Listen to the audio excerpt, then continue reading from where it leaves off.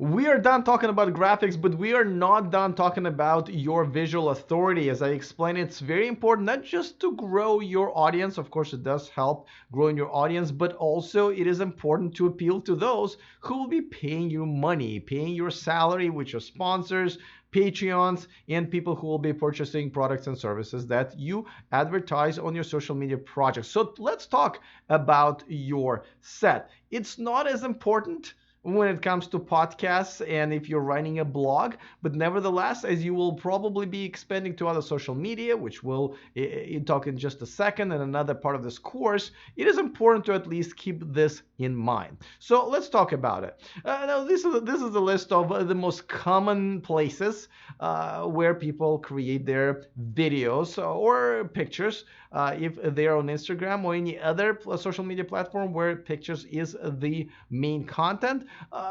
If you watched any vlog, you know that living room is or bedroom is a great background. This is where people see you in your natural habitat, if you will, at your home. This is where you can appeal to your audience the most, because you're somebody who is in your living room, in your bedroom, or in your kitchen if you are doing a cooking show, because this is part of you, your home. You're literally inviting the audience into your home. So, but again, don't forget, make sure that this is all about visual authority. If you want brands, if you want your followers to actually pay you money, they want to see a pleasant living room, a pleasant kitchen, and so forth. So make sure that your lighting, and lighting is almost everything, I have to say. Make sure you have a lighting kit and you understand basic concepts of lighting. There's YouTube for that, of course. So, watch a couple of different tutorials. The lighting kits are like 50 bucks on Amazon, the most simple ones. So please do spend money on that. But make sure that just your room is clean. Make sure that the room reflects, who you are. Make sure it's not too cluttered. Make sure it is pleasant to watch, and make sure that think about people who will be buying products and services and brands who will be paying you money, right? Think about those products. The people who want to buy those products, can they see them? Can they see themselves in your home?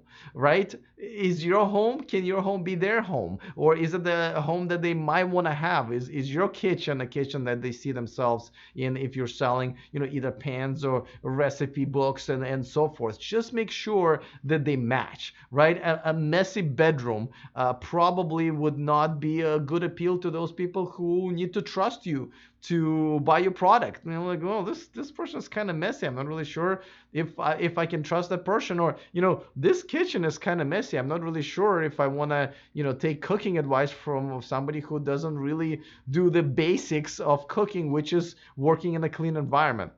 So all of that is pretty important. Now, let's talk about a car, because a lot of people do blog and vlog out of their cars. And now there are different challenges with that. Unless you really have to, I would strongly advise against it. I know it's convenient to you to whip out a video while you're driving to work or dropping your kids off or picking your kids up, but the lighting, you can't control the lighting, because you just, you're making turns, the sun is in your face. It's almost never a perfect lighting. On top of that, there is noise. You're also distracted because you're trying to drive. So unless you're test driving your car, unless it is really, really good fit for you, I would stay away from a car. Let's talk about a studio set, because yes, people create studio sets at home. They could be an actual set with chairs, and sometimes people do even a video wall behind them. And sometimes it's a digital set like mine, right? I got a kind of a moving background here and the graphics changing right here. It is also something to think about. It studio sets are definitely more professional. They may be a little bit more personal. So like for a channel like mine that does news, it's actually more suiting. But if it is a personal vlog or a blog, then studio set, it might be a little bit of an overkill. Now, a lot of people shoot outdoors, and of course, if you're doing a travel channel or a hiking channel or any type of content, I keep saying channel, but translated into another social media platform, whatever it is that you're doing. Outdoors, it's a must do if this is what your activity, if this is what your topic is all about. Lighting is better, but at the same time depends when. If a lot of times when the sun is shining, especially here in California, it's right above us a lot of times.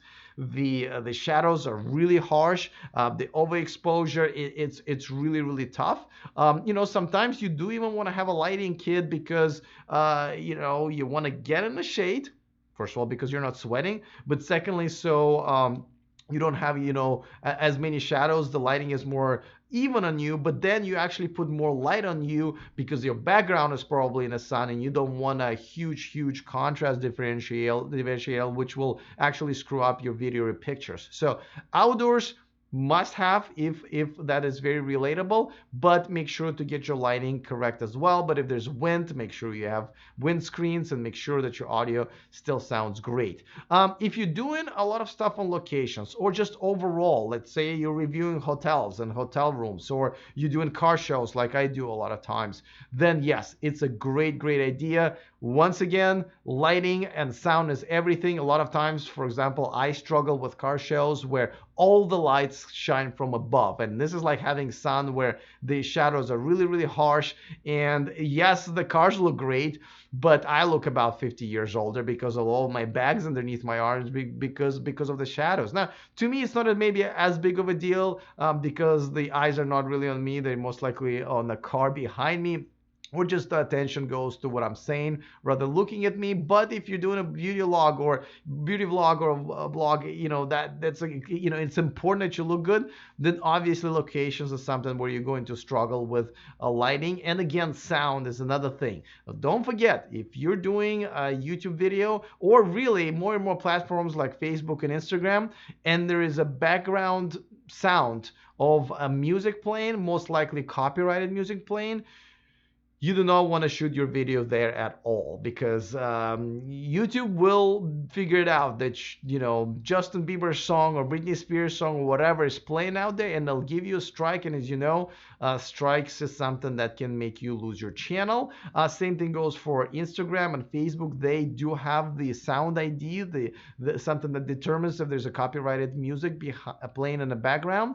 So be very very careful when you're on locations. A lot of times, unfortunately, I have to forfeit creating a report or a live stream from a location that's perfect. As a matter of fact, the brand paid a lot of money to get me there, because they would have a live DJ, and I would be like, I can't do it here because I don't want to lose my channel. So that's a big challenge. Now, we kind of went over this a green screen and kind of included in a studio set. It is a digital set. That's what I'm using. There's this green screen behind me right now, and there's an image that I project. Sometimes it's a moving image. I guess you can see a little bit of those lines moving behind me, but a lot of people put kind of a TV screen here. It's kind of a digital studio. In my case, I just kind of like the overlay, and then there's videos and pictures and can play right next to me. Again, I kind of like the news type of a setup right here, and I thought it was kind of perfect to recreate it for this course. But green screen can be real, but also green screen can really make it cheesy. So make sure, again, we talked about graphics, making sure we use professional graphics.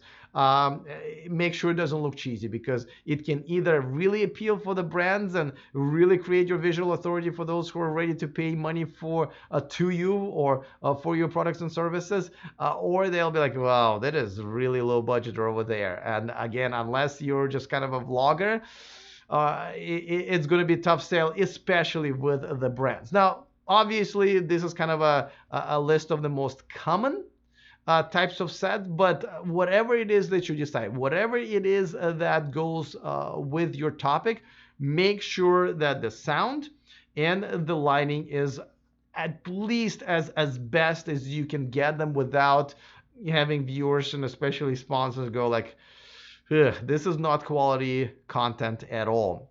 The regular viewers are consuming your product for free, might be okay with it, but don't forget, we're not here to get popular, we're here to make money. So those people who are actually willing to pay you dollars, either for your products or to advertise on your channel, they need to see something that is I keep saying professional, yes, professional, but at the same time, clean and pleasing, and something that their brand can get behind. So make sure that when you're launching your channel or a social media project, that you understand what it is that's going to be behind you in your background, because it is just as important as the graphics, which we just talked about in the previous part of this course. So before launching, make sure you know what you're working with back there.